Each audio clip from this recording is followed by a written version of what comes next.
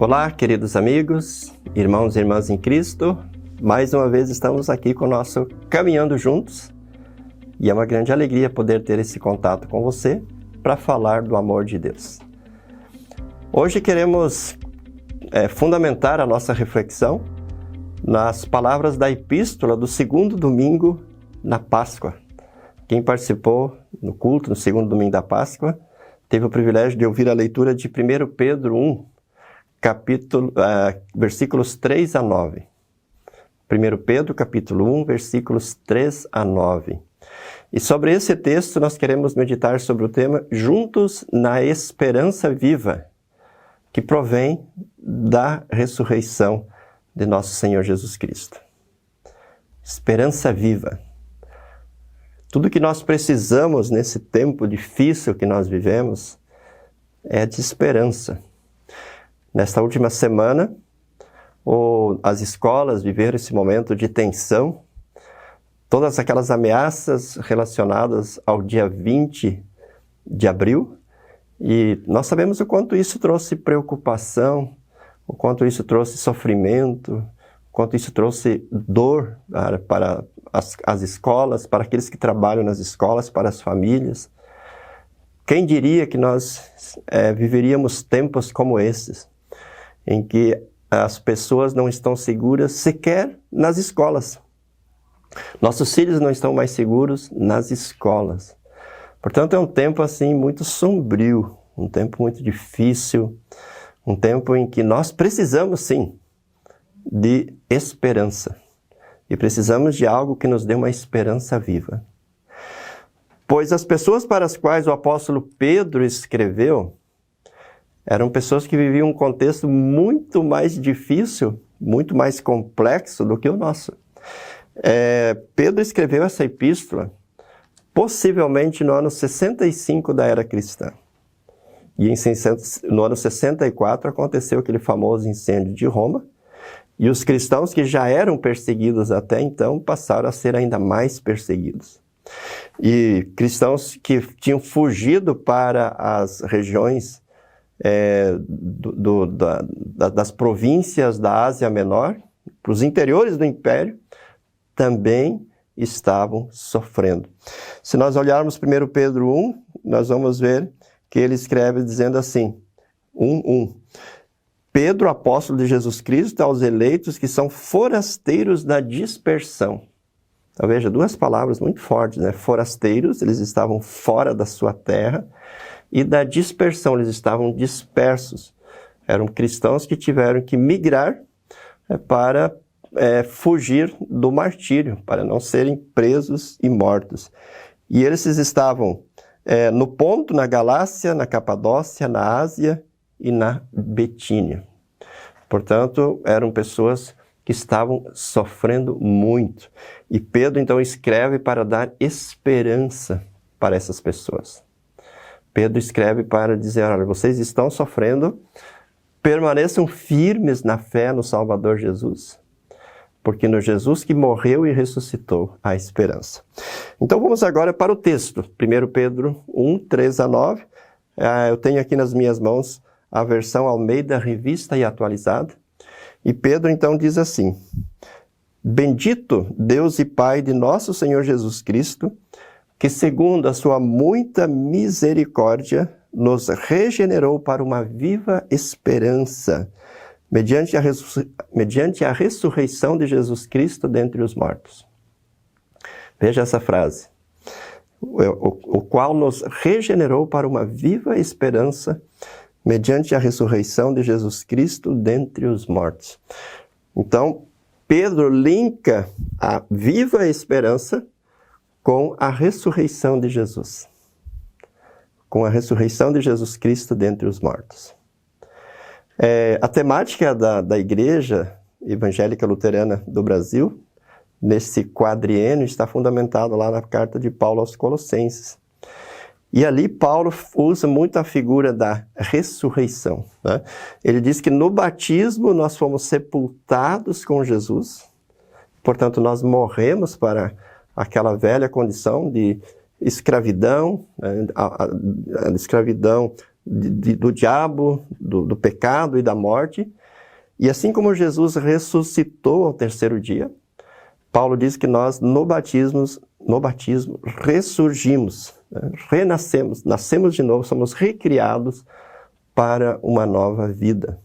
Agora uma vida em comunhão com Jesus, onde ainda somos pecadores, infelizmente, mas somos novas criaturas e podemos agora viver uma vida em comunhão com Cristo e caminhar no caminho que Cristo propõe para a vida eterna.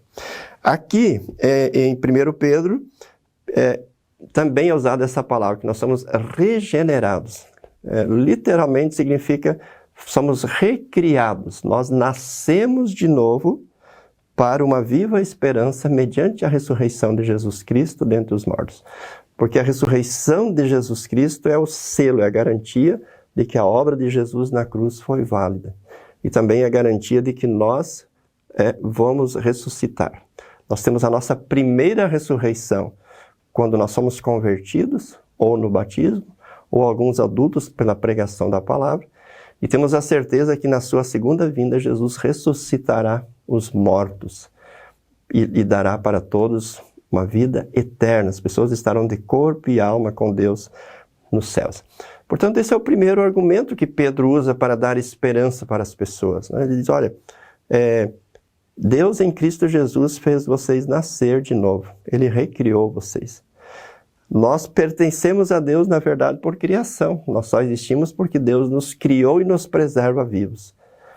Mas em Cristo Deus nos recriou. Deus nos fez nascer de novo. Deus nos comprou de volta para Ele. Então, na verdade, nós pertencemos a Deus duas vezes.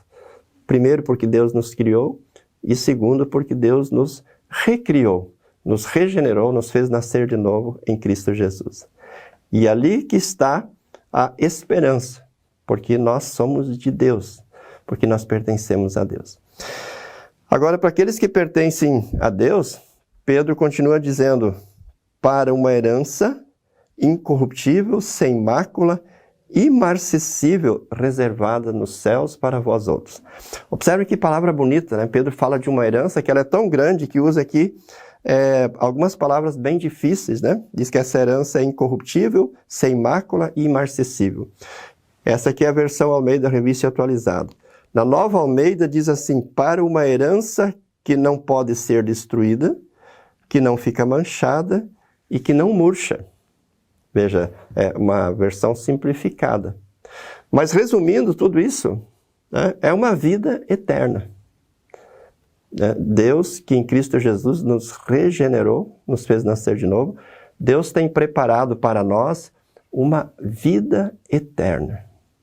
Uma vida eterna junto com Ele, com os anjos e com todos os salvos nos céus. Veja então como Pedro ele não promete soluções mágicas imediatas para o momento.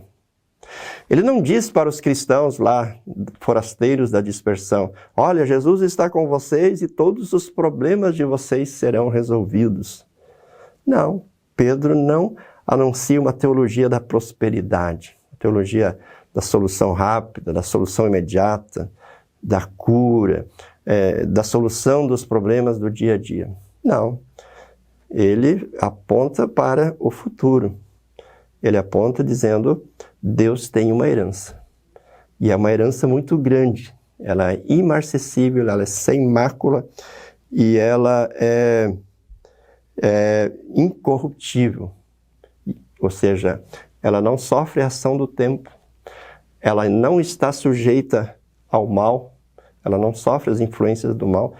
E ela é para sempre. É uma vida eterna nos céus. Então esse é o segundo argumento. Olha para frente.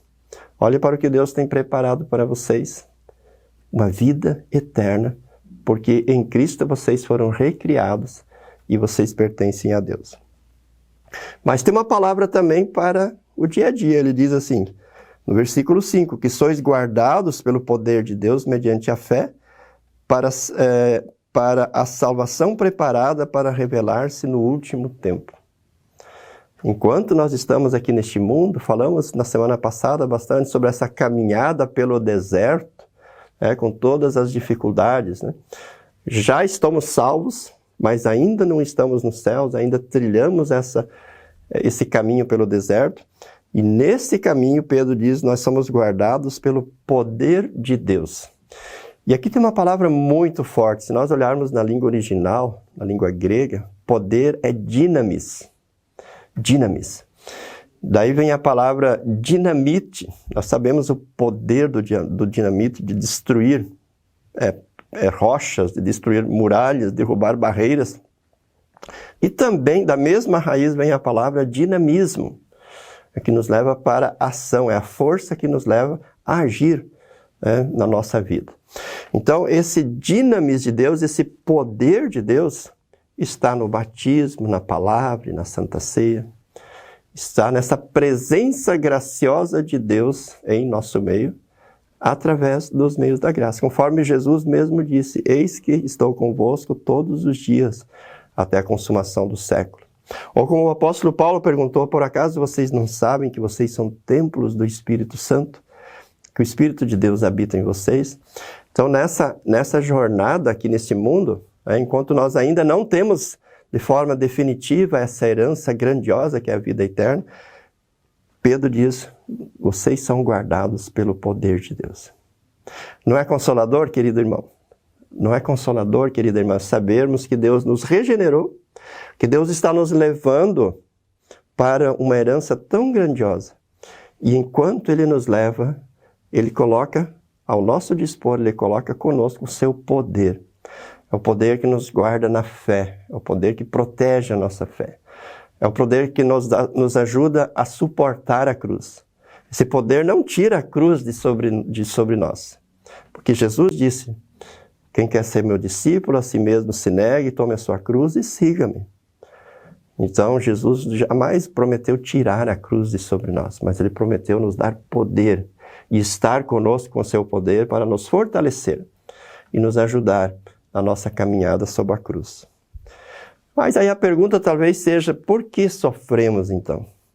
Se Deus nos recriou, se Deus tem uma herança preparada para nós nos céus, se Deus nos guarda pelo seu poder, por que sofremos? Pedro fala disso. E os cristãos aqui sofriam muito. Eles estavam sendo muito perseguidos. O próprio Pedro sofria muito. Tanto é que ele foi preso e ele foi crucificado. E segundo a tradição cristã, ele pediu para ser crucificado de cabeça para baixo, porque ele não se considerava digno de ter a mesma morte que o seu mestre, que o seu Senhor e Salvador Jesus teve na cruz. Então Pedro e os seus leitores, os seus ouvintes, sofreram muito. E o que Pedro diz sobre isso? Versículo 6. Nisso exultais, embora no presente, por breve tempo, talvez pela vida toda, se necessário, sejais contristados por várias provações. Alegrem-se nisso que Deus faz por vocês, mesmo que vocês sofram, mesmo que vocês sejam contristados por várias provações. Agora o versículo 7. Para que uma vez confirmado o valor da vossa fé, muito mais preciosa do que o ouro perecível, mesmo apurado por fogo, redunda em louvor, glória e honra na revelação de Jesus Cristo. E o 8, a quem não havendo visto, amais, no qual não vendo agora, mas crendo, exultais com alegria indizível e cheia de glória. Então, você percebeu por que Deus permite o sofrimento? Pedro usa uma figura de linguagem muito interessante aqui. Ele compara a nossa fé ao ouro, embora ele diga a nossa fé é infinitamente superior ao ouro. Mas o ouro, para que ele brilhe, ele precisa passar pelo fogo. O ouro, da forma como ele é extraído no garimpo, ele não tem o brilho que a gente normalmente vê nele. Mas à medida em que ele é passado pelo fogo, as impurezas vão sendo queimadas, o ouro vai sendo purificado e ele brilha. Então Pedro usa essa figura para dizer que Deus permite sofrimentos na nossa vida. Deus permite que sejamos contristados por várias provações, para que o valor da nossa fé, uma vez apurado pelo fogo, redunde em louvor, glória e honra na revelação de Jesus Cristo. Resumindo, quando está tudo bem na nossa vida, quando nós temos dinheiro, quando nós temos saúde, quando está tudo tranquilo, a tendência a nos acomodarmos, entrarmos numa zona de conforto e não cuidarmos até mesmo da nossa relação com Deus de forma suficiente. E talvez as pessoas que convivem conosco nem vão perceber a nossa fé. Agora, à medida em que as dificuldades aparecem, a nossa tendência é buscarmos a Deus na palavra, falarmos mais com Ele em oração. Observe as pessoas com as quais você convive, aquelas que estão doentes, aquelas que têm problemas difíceis de serem solucionados, aquelas que têm uma doença incurável. Observe essas pessoas como elas se aproximam mais de Deus, elas se apegam mais aos meios da graça. E Deus, graciosamente, as fortalece, e a fé delas brilha, e elas testemunham a sua fé. Os maiores testemunhos de fé que eu vi na minha vida foram de pessoas desenganadas pelos médicos, pessoas que estavam no leito de morte, aguardando a morte. Essas pessoas testemunharam a fé muito mais convictamente do que aquelas que estavam saudáveis, se divertindo, participando de festas e trabalhando normalmente. Então esse é o pensamento de Pedro aqui. Ele diz, quando Deus permite sofrimento, Ele está permitindo que a fé de vocês seja trabalhada, fortalecida para que ela brilhe, assim como o ouro é perecível, passa pelo fogo e brilha.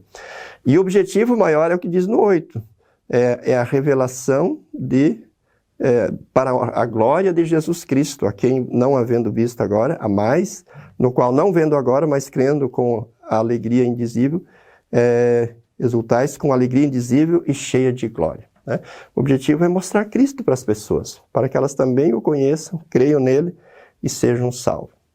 Então você percebe o pensamento de Pedro? Vocês são regenerados em Cristo Jesus, esse é o primeiro argumento, e nisso vocês têm uma esperança viva. Para vocês que são regenerados, Deus tem uma herança incorruptível nos céus. Enquanto vocês caminham para lá, vocês são guardados pelo poder de Deus. E nessa caminhada, tudo que Deus permite, de sofrimento, de dificuldade, é porque Ele quer fortalecer a fé de vocês, para que vocês testemunhem a fé que tem em Jesus. E agora o mais bonito, o versículo 9, obtendo o fim da vossa fé, a salvação da vossa alma. O objetivo final de Deus, comigo, com você, com cada um dos seus filhos e filhas, é que todos nós estejamos com Ele no céu, na eternidade. Então essa disciplina, esse trabalho de Deus conosco, é porque Ele quer que a gente esteja com Ele. Ele quer que aquilo que Jesus fez na cruz por nós não seja em vão, não seja inútil, não seja desperdiçado, não seja jogado fora por nós. Mas que isso, de fato, nos dê aquilo que Deus quer nos dar, que é o perdão e a salvação. Que nós tenhamos uma vida com Deus aqui e depois na eternidade, para todos sempre. Por isso, queridos irmãos, essa é uma palavra muito preciosa. E especialmente para essa época difícil que nós vivemos, onde nós vemos tantas pessoas sem esperança, e tantas pessoas buscando ajuda, talvez, em alguns autores aí que falam muito da autoajuda, né? Hoje essa literatura de autoajuda é muito comprada, consumida, as pessoas tentando buscar algo que dê esperança, tentando buscar algo que dê ajuda para elas, que dê ânimo, que dê um rumo, que dê um significado, um sentido para a sua vida. Nada se compara a essas palavras de Pedro, quando se trata de esperança, quando se trata de significado para a nossa vida, para a nossa existência, quando se trata de sentido para a nossa existência. Que você possa refletir sobre essas palavras. Recomendo que você leia elas na Almeida, Revista Atualizada. Se puder ler também na Nova Almeida, na nova tradução na linguagem de hoje. Se você tiver condições de aprofundar essa sua reflexão no texto original, na língua grega, tanto melhor. Mas o importante é que você reflita sobre esse texto e sobre toda a carta de Pedro, a primeira carta de Pedro, que é a Epístola da Esperança. Que Deus Pai, Filho e Espírito Santo conceda a você uma semana abençoada e que você tenha, nesta semana, em toda a sua vida, uma esperança viva, na certeza de que Cristo ressuscitou e assegura essa esperança para você aqui no mundo e também, com certeza, a vida plena e eterna depois nos céus. Forte abraço, Deus abençoe a todos vocês e até o nosso próximo encontro. Tchau, tchau.